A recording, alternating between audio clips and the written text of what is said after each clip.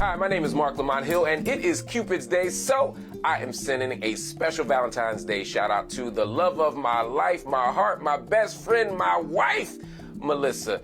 I am so glad to be your husband. I'm so honored to have you as my life partner, and I am so lucky to be spending the rest of my life with you, girl. All right, this show is dedicated to those in love and those who are looking for love. So happy Valentine's Day to everybody that celebrates.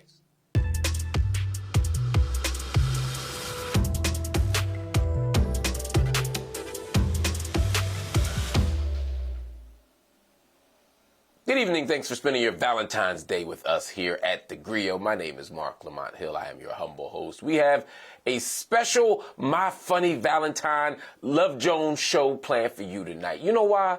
Because love is in the air. A survey of millennials and Gen Z done by one poll found 8 out of 10 people will celebrate Valentine's Day today and will spend an average of $114 for the sake of Cupid. So we're talking all things love today, from dating to putting a ring on it. And it's not just me. I got some special guests with us tonight. Joining me is Gigi Fong. She is a sex and dating editor and podcast producer at HypeBae. We also got Demetri Wiley, who is an artist and host of the Lost Lover Boy podcast and an unfortunate Chicago sports fan. Welcome to theGrio. Let's start with the dating phase of love. Singles seem to have a clear idea of what they want. In a survey done by Match.com, men and women said they want sense of humor, good teeth, good grammar. Those are all things that they said were important. 38% would cancel a date over information that they found online about the person. 42% would not date a virgin. 65% would not date someone with more than $5,000 in credit card debt. Wow. And 51% would say no if you live with your parents. So, Gigi, are these superficial things we looking at when we say that stuff? Honestly, I think these hit all of the bases in terms of personal preferences, sexual desires. So I think these are strong things. The only thing I think we should probably waver on is living with your parents, because we are quite literally in an inflation crisis.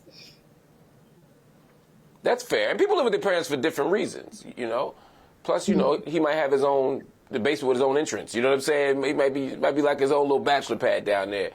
Demetri, what do you say? Like, if somebody say, look, you know, I got $5,000 in credit card debt, but I'm still a good catch. Are you like, nah? Nah, I think 5,000 may be a little firm, a little direct. I think that there definitely should be a little leniency there, because you never know a person's circumstance or what they've been through or what pushed them to that amount at this point in time. But to say it's superficial, I don't think so. I think preferences are important for dating, but you kind of have a little more leniency on the preferences and less leniency on what your actual requirements are. So it's a case-by-case basis. That makes sense. I want to go back to this 38% that said that they would cancel a date over information they found online about the person. See, to me, that's fine, right? The question for me is, like, what kind of information would make you not go out on a date? I'll give you an example. 2006, 2007. I was supposed to go on a date with this girl I met online. I didn't meet her online. We emailed back and forth, whatever. Anyway, long time ago, in my single backsliding days, and my best friend said, yo, you should go out with her. Matter of fact, he's the one who introduced me. He said, I did the research on her myself. Something told me to double check him. I did a Google search, and not on the second page, but the second entry, like page 1, item number 2, she had caught a case for stabbing a dude. For me, that was like, I don't need to go nowhere near you. I don't want you to know where I live. I ain't trying to be at the Starbucks with you. I ain't trying to be up the street. No dates, right? But that's an extreme kind of thing. You know what I'm saying? You know what I'm saying, Gigi? Like, what would you have to see online, short of a stabbing, that would make you say, I ain't going out with that person? This is definitely a superficial thing. So to bring it back to superficial qualities, if you go on a man's Instagram and it's all selfies, for some reason as women, that's just such a turnoff, such an ick-worthy thing for us. Wow. As my producer frantically starts hitting delete. He over there like, Demetri, what would you have to see?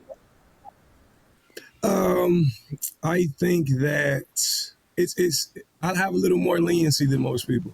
I think if it's something related to safety, like you said, if it's something related to, as men, we tend to have a greater preference on, men tend to feast or, hunt off the ineligible. Like, I want her because nobody can have her. And I think, as men, we kind of fall in that range because we want to value the queen. So as long as what I'm seeing is of self-respect, I'm okay. It's when you begin what if how about this? I give you a concrete example. What if you go to her Instagram and there's a picture of her with her family, hugged up at the family reunion. Then the next picture is a picture of her next to Rick Ross. And then the next one is a picture of her next to Kanye. Then another one is a picture of her next to Kyrie Irving. Another one is a picture of her, you know what I'm saying, next to Michael B. Jordan. Yeah. Would you be good with that? That's tough. It depends because, her career might have her in certain rooms or her. She works at Starbucks. It all depends on the circumstance. I mean, it ain't got nothing to do with work. Putting it like that. If you're putting it like that, it kind of paints itself. I would be a little hesitant, of course, because I'm none of these people. I am myself, very humble to be, but I'm none of these people. So it's like, it will make me question, why is she aiming towards me in a sense? But it definitely gonna throw some red flags. I'm a big believer that people have red flags and you pay attention to them. So, I mean, hey, that's a red flag for most. Look, she might have a type. All right, let's talk dating apps before we go real quick. Obviously, dating apps add a layer to 21st century matchmaking. Singles reports found that 78% of men and women dating online are feeling burnt out. However, a majority of millennials and Gen Z are using Instagram to find their dates. Simone Biles and Jonathan Owens connected through the DMs. Prince Harry asked a friend to introduce him to Meghan Markle after seeing a pic on Instagram. Demetri, I'm going to go to you. Do social media and the apps speed up the timeline of how relationships develop? Absolutely. I think social media kind of sets the guides for what people believe is actually normal and natural these days. So like there's a bunch of things going around where a man should step and provide on date number one. And I am a firm believer that is not necessarily true, because how much you put forth and energy you have to burn can burn you out here in this dating world. So, I think social media has kind of set this precedent that people kind of have to bypass. You have to do what works for you. You have to do what works for you, that's for sure. Gigi, does it work for you? Does Instagram and TikTok and all of that stuff, does it make dating easier for you? Does it expedite the process? I feel like it definitely makes dating easier. One of the things is that I feel like it makes you too accessible. For example, like in between the first and second date, you usually wouldn't hear from a woman unless you call her to set it up. But with social media, every piece of you becomes accessible down to like what your career looks like, your day-to-day, et cetera. So I don't really like the way social media plays into dating, if I'm being frank. Right. I mean, because you canceling dates just because dude took too many selfies. By the way, real quick, we got to take a break. But if you've agreed to the date and you see all them selfies, what do you tell him? Do you just cancel? Do you come up with a reason? Or do you actually tell him, yo, you took too many selfies, I'm out? No, absolutely not. That is not grounds for ending a dating situation at all. But it will definitely keep my eyes peeled. I take too many selfies, Mark. You say what? I take too many selfies, apparently. See, and you wouldn't turn a brother like Demetri down because of his selfies, man. Sometimes, maybe it's for work. You never know. All right, we're gonna take a quick break. We're gonna come back. Next up is try it before you buy it. Some folks call it shacking up. We'll tell you all about it. Does the timing of sex matter in healthy relationships? That's another question we want to raise because our Grio fam wants to discuss it, and I need to hear their responses. Stay right here. We got much more after the break.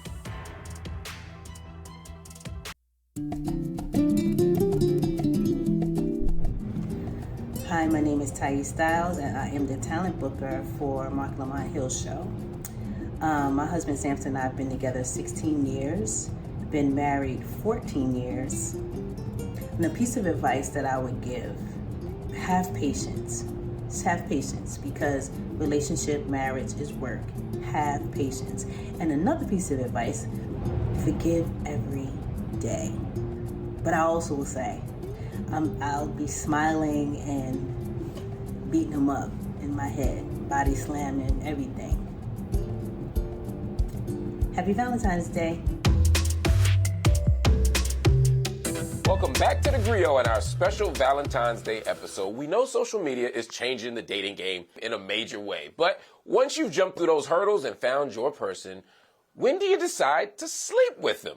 We're in the era of sexy reality TV shows like Love Island and anthems like Sexy Red's Pound Town. All those things shape the way we think about our sexual choices. Well, I want to think about these choices with my guests. Demetri Wiley's here, Gigi Fong's here. Help me understand, Gigi.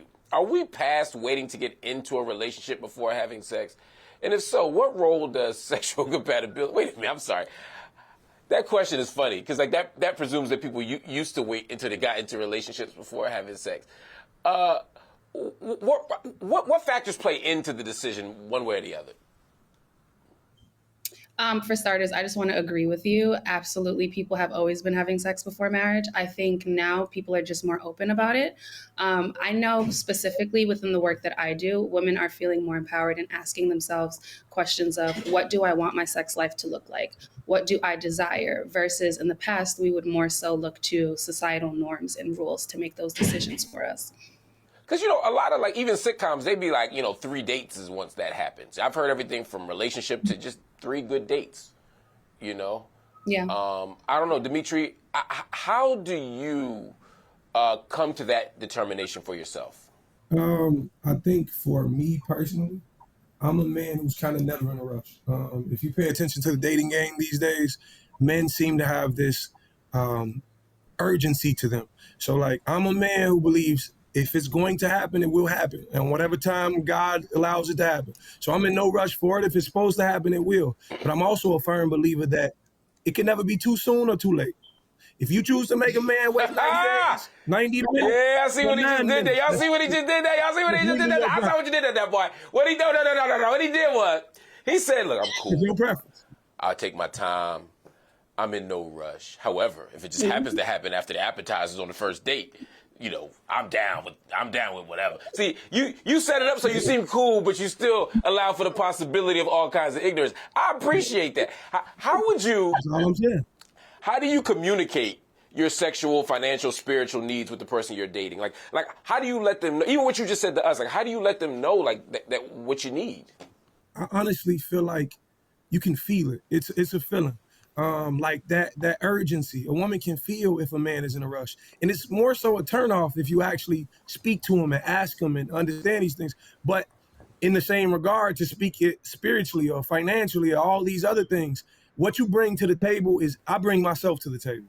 So exactly who I am is exactly who you'll know. So I'm a big believer in first date questions as well. There's no question that's off the table for me. I will give it to you exactly how it is. And, how you take it, I apologize if it comes off wrong, but how you take it is with, I mean it with all grace. What's your most controversial first date question? The most controversial first date question. I love to pose the question on relationships with family. I think how a person past trauma in their current relationship with their family and all of these things tells an incredible story about this person and where they might be at their current point in life. See, if you meet somebody and they say, well, I ain't spoke to my mom in 10 years, and then they give you like a petty reason why, it also exudes to the fact that, they kind of forget you only got one mama. You only, these things are scarce and limited. And I'm big on like children and family because that's what I want. I want that marriage one day. So like I have to know that first. And that sets the precedent for everything. That's a good one. You only get one mama. And I got to tell you, Gigi, I ain't never met a dude that had a terrible relationship, a dysfunctional relationship with his mom. You know what I mean? That had healthy relationships with women, in my experience. But let me ask you a question, Gigi, about living together. Do you think that living together before marriage is a good idea? A lot of people are doing it these days. So I come from a very conservative background and in the church. So if my father hears the answer to this question, I'm against shacking up. But in all reality, I do think that there's value in living together before marriage. Where older generations might see it as a problem to do a test run, I actually think it's very helpful because it will tease a lot of what the splitting of tasks and life partnership will look like for both of you. So I think it's worth exploring for couples. TikTok has people talking about shut up rings. This is an engagement ring you give a woman who you have no intention of marrying, just so she could stop talking about it. Gigi, this feels like a very dangerous and deceptive game to me. How can somebody, particularly women, I guess, sniff out if their engagement ring is real or if it's a ruse? Ooh, I feel like as women, we create a lot of excuses for the people around us. But honestly, I think it's so easy to tell if your partner likes you or not. Like literally just sit there and ask yourself, does this person even like me? That will tell you everything that you need to know. Like, are they showing up in ways that align with your love languages? Are they doing acts of service, gift giving, etc.? Does this person like you? That's honestly the easiest answer to that question. If the answer is no, it's probably a shut up ring, and you should move on.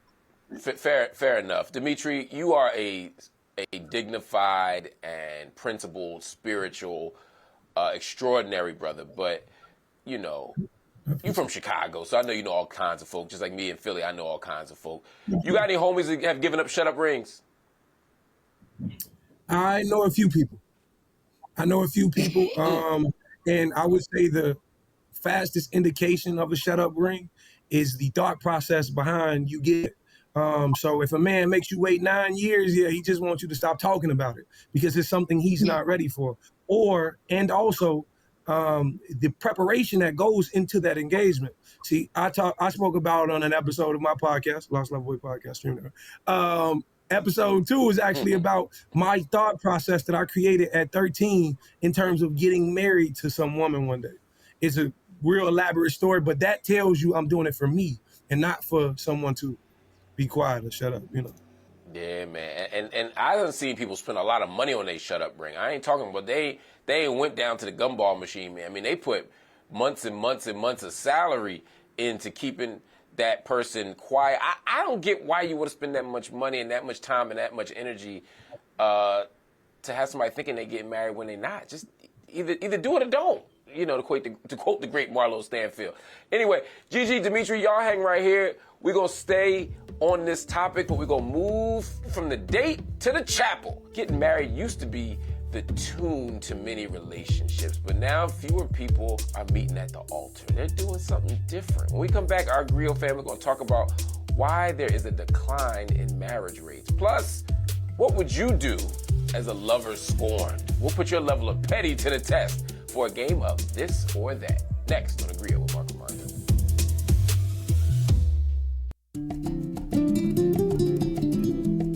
My name is Keisha Rice. I'm a producer at theGrio, and my husband and I have been married for 4 years. The best relationship advice I could give is to honor your partnership, but also honor your time apart as well. Having separate interests, having intentional time apart means that the two of you remain more interesting to each other, and it also makes your intentional time together that much better. On Kill Bill, which of course is talking about getting revenge on a cheating ex. Welcome back to theGrio and our special Valentine's Day episode. If you haven't seen the video, it's an extreme example of the old adage, hell hath no fury like a woman scorned. It brings us to our Valentine's Day edition of This or That. With me is Gigi Fong and Demetri Wiley, my Griot fam. All right, the way we play this game, I get you 2 options.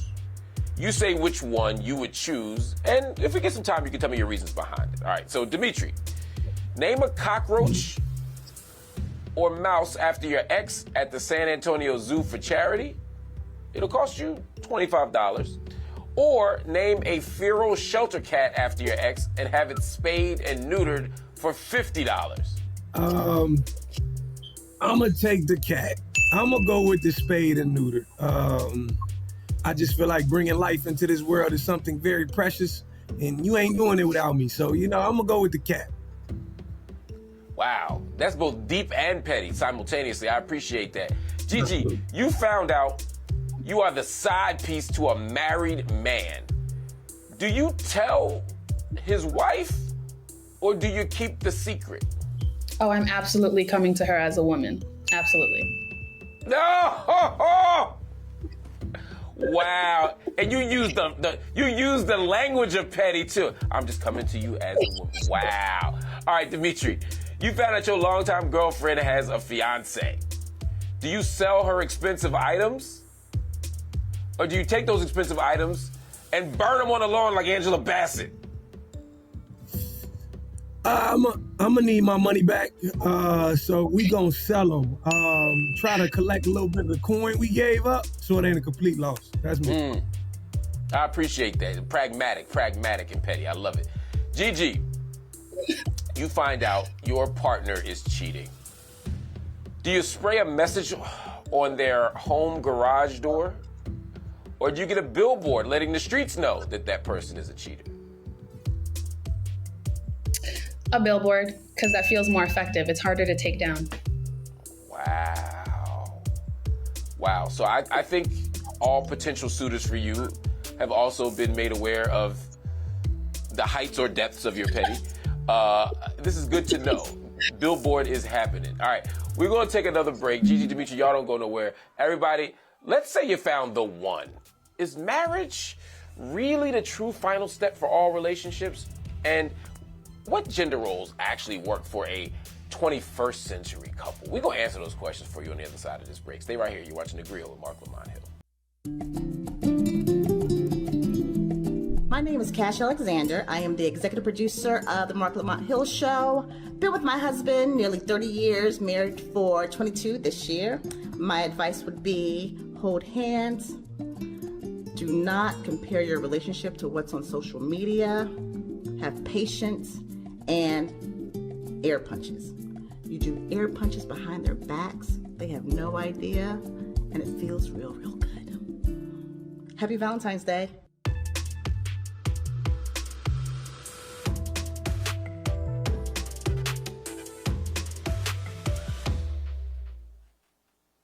Thanks for staying with us tonight on theGrio for our special Valentine's Day episode. I am your host, Marc Lamont Hill. Marriage is on a decline in the United States, and a lot of people are kind of okay with it.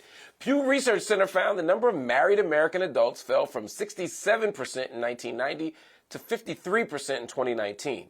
Young women are showing less interest in getting a ring. The Survey Center on American Life found 38% of women under 30 years old say marriage is, quote, old-fashioned and out of date, compared to 29% of young men. Back with me to discuss these numbers is my Grio fam. I got Demetri Wiley. He's an artist and host of the Lost Lover Boy podcast. Make sure you check that out. It's a dope podcast. And Gigi Fong is a sex and dating editor and podcast producer at HypeBae, another dope space you need to check out. Gigi, are there still benefits to getting married? Do people even want to do it anymore? Amongst the women within our community, no. Honestly, it seems like they don't see the benefits in getting married. So I'm going to say no. Okay. Do you see the benefits in it still? I do personally. I feel like life partnership is really something. I think life partnership is beautiful. I think love is beautiful, but I do understand with like recent changes with like the boss babe movement, et cetera, women see more benefit in investing in themselves versus long-term partnership. But myself personally, I'm investing in both myself and long-term partnership. Fair enough. Demetri, do you still see value in marriage? I'm gonna keep it honest with you, Mark. It's all I see. And the reason being, I grew up in a household. My parents are still together, 27 years strong, and their parents are happily married. So it was like, it's all I know. And I kind of don't see the point of life, even if I've made all the self-investments I can. There's no point in life if it doesn't have love in it. You know, if I can't sit in that rocking chair with my grandkids, you know, tending to their children. So, I mean, it's kind of all I see, honestly. Wow. Demetri, are you single now? I am, unfortunately. I'm going to say unfortunately. Oh, wow. How about you, Gigi? I'm just curious. I'm just making idle talk. How about you, Gigi? Are you single? Are you single, Gigi? I'm single as well. Okay. I'm just going to leave that out there. You know, I'll let the audience make their own decisions. There's so much talk online about traditional wives who stay at home while the husband works. Demetri, do gender roles shift around finances?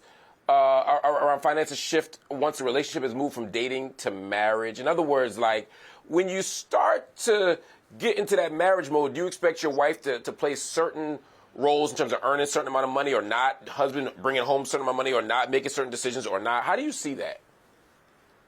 Me, personally, absolutely not. I've never been one to believe in gender roles. I've never growing up, I didn't see my parents display gender roles. It was honestly whatever was necessary to get the job done for them together. And whether it was folding laundry or washing the dishes or mopping the floor, we would all do it. And it kind of put this stigma that for my wife, I would bend to whatever she needs fit. And honestly, for her, it's the same thing. I don't need a woman to cook for me, clean. I will cook and clean for myself. Baby, however you can complement my life is what I'll be willing to accept in. And so gender roles for me, I'll do it all if I have to. Maybe I'll pay the bills all if I got to, because I know that's a common question these days. But if my wife never has to work, that's okay with me too. It makes me no different. Gigi, how about you? Do you see it the same way Demetri does, or do you see it differently? I see it the same way. Same thing with my parents. I've seen my parents switch roles. So my mother being the provider and my dad staying at home and vice versa. So it's all about you being able to meet each other where you're at, whether that's 50-50, 70-30. It looks different throughout the course of long-term partnerships. So I agree. Is it hard to find men who see it that way, though? You know, it's hard to find sometimes men who are willing to say, look, I'll do the cooking and the cleaning. I'm okay making less money. I mean, that's a challenge sometimes because they hold on to those very traditional patriarchal values. Mm-hmm. I agree. But I think that's where you'll be able to see who's the perfect partner for you, honestly. If they're not willing to bend when it comes to those things, then girl, you might as well quit now because your life, you're going to be in for it for the rest of your relationship. So for you, Gigi, it sounds like the perfect partner will see it the way Demetri does. Okay. I see what you're doing here, but I agree. I'm not doing anything except asking questions as a journalist. An NAACP Image Award nominated journalist, by the way, make y'all votes.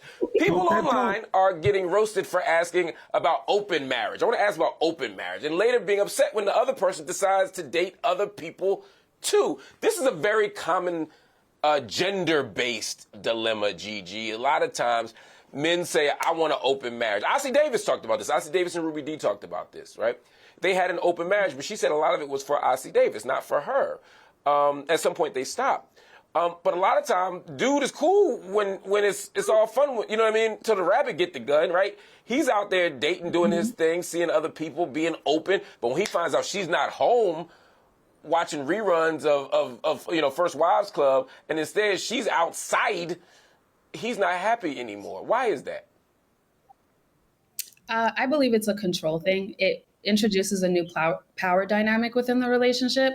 And honestly, a lot of time men don't expect their female partner to be desired by other people because sometimes in long-term partnership, it's easy to overlook the person that you love. And you just assume other people are going to do it too, until she gets her first date. And then they start freaking out. Is open marriage something on your docket or no? Yes. You could do that. Okay. That's so. I didn't expect you to say that. You threw me off with that one. Not for any good or bad reason. I think people should do what makes them happy. I thought because of the conservative background, that might have been something a hurdle you haven't kind of surmounted yet. Demetri, how about you? Are you down with open marriage? Absolutely not.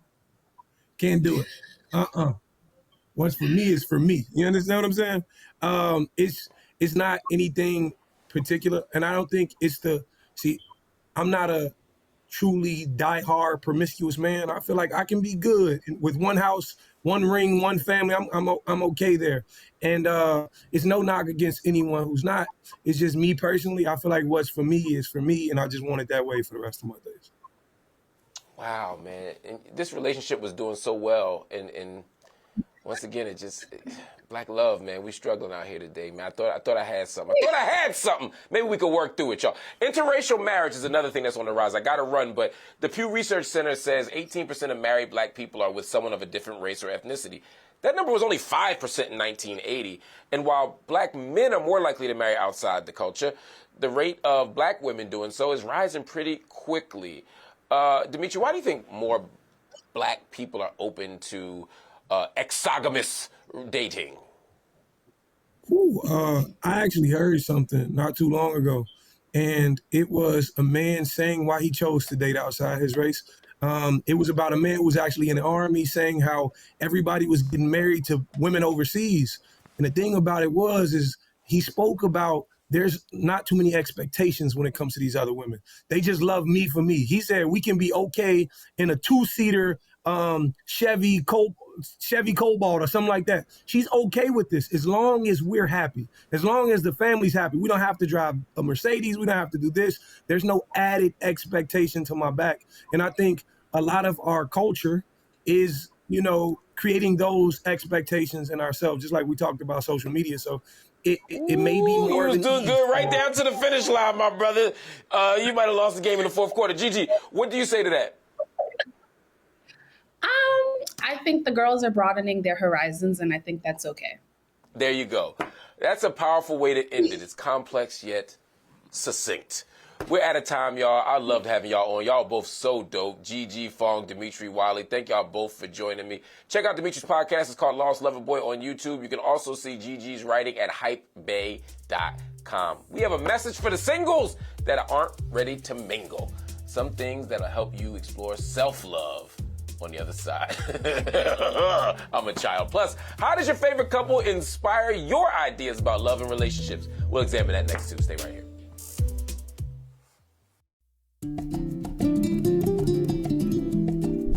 Hello, my name is Vaughn. I am one of the editors on the Marc Lamont Hill show, and as of this month, I have been married for 17 years.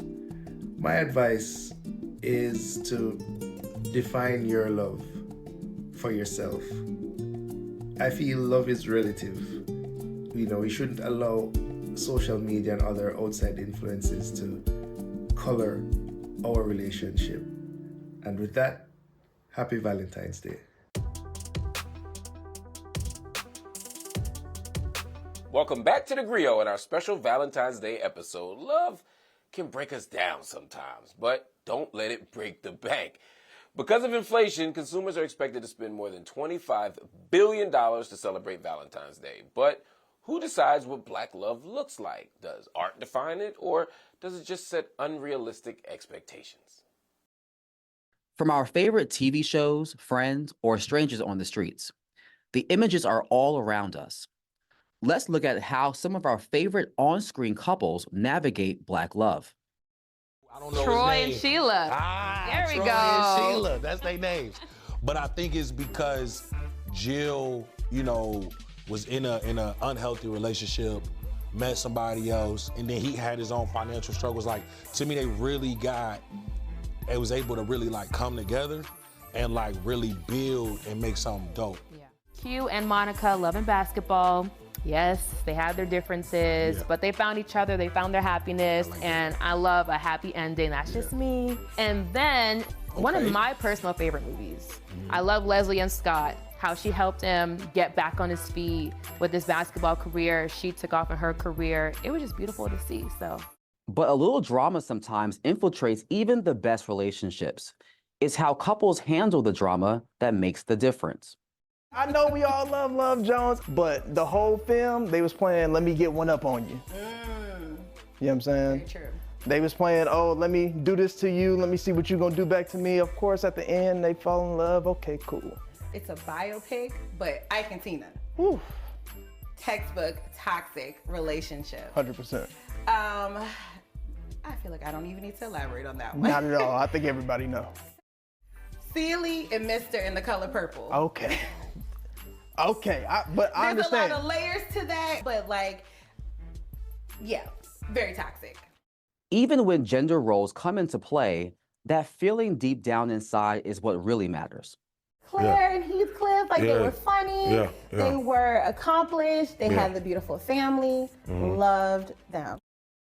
I'm a Martin fan, so I'm gonna go straight there. Martin and Gina. They were fun. Because I think for them it was real loud, dating, marriage. I think even with Gina making more money, and Martin and those different things that they kind of had to work through. I just love their dynamics. I'm gonna go back. I'm gonna go college love, Dwayne and Whitley. Ooh. From from a different world. I think that was like the when you felt like you lost someone. I mean, my man Dwayne went to the wedding and was like, nah, this ain't even gonna go down like that. And I think so many of us could kind of relate to that. But real relationships are not quite like what we see in the movies. Barack and Michelle Obama. Of course you're going to take Michelle and Barack. Come on, that's power. They were a great couple. They're a great No representation. matter how you feel politically, they are a great couple. For sure. That's Black excellence, and they're doing a lot of great things. Steph and Aisha. Like, bro, you can't mess with them. Aisha has this whole cookbook, whole line going for herself, and then Steph is Steph. Change the game of basketball, you feel me? Last but not least, I'm going with LeBron and Savannah. They both have leveled up in life from high school going on. Like, bro, they did it. Like, they are a power couple. LeBron just scored the most points in NBA history. Like, he's gonna go down as the greatest of all time, so. All right, single folk, we ain't forgot about y'all either. This holiday is for you too. Some ideas about what you can do tonight if you're not booed up. Next.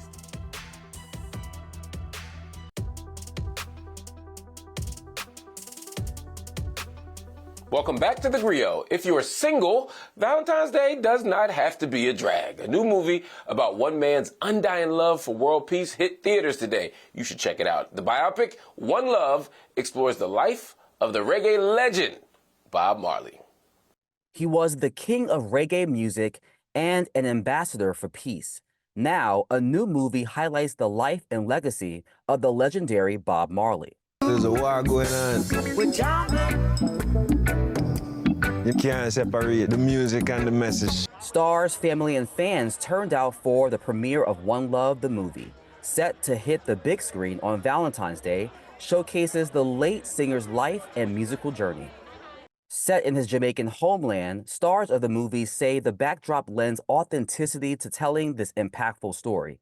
Actors say the island was an important tool used to help portray Marley's reality. It started in my bedroom, you know, listening to Bob but the family approved and I got the job as I was starting Bobby, and I felt that there was so much to learn with Bob, you know, there was so much to do, there was so many things that I didn't know, you know, I didn't play the guitar, I didn't, you know, Jamaican patois was new and you know, everything was new. Because love was such an important message in Marley's music and life, it would make a good date night movie on the night for lovers. Symbolism of Marley's love of family and peace is apparent throughout the film. I wanted to ensure that we had a real relationship, a real Black love story on screen, and that doesn't mean that we focus on the stereotypical word love. We focus on all the complications of love, the raw love, the feeling of love.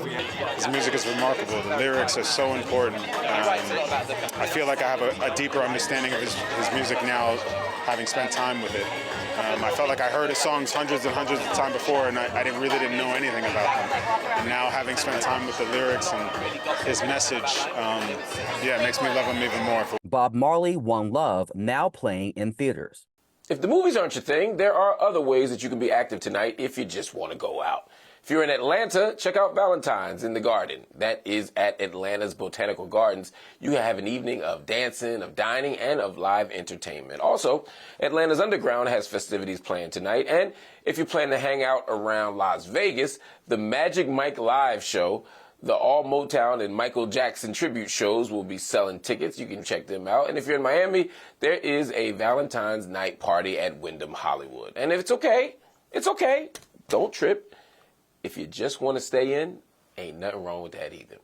It's not too late to call up your besties, have a dinner party, a game, or a movie night. You could also give yourself a pamper night at home, or start that book that you've been meaning to read.